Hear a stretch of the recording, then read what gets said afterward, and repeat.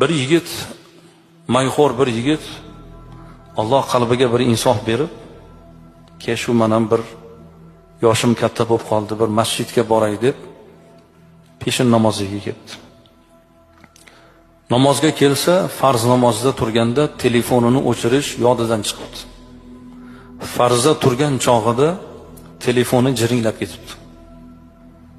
Namozdan keyin odamlar yopirilib kelib, haligi yigitning ustiga "Qanaqa odamsan, ahmoqmisan, jinnimisan, nega telefoningni o'chirmaysan, bunaqa qilsang nega namozga kelasan, nega halol berasan" deb turib, 3-4tasi yopirilib kelib vajohat bilan yigitni ustiga kelib shu gapni gapiribdi. Qo'rqib ketibdi.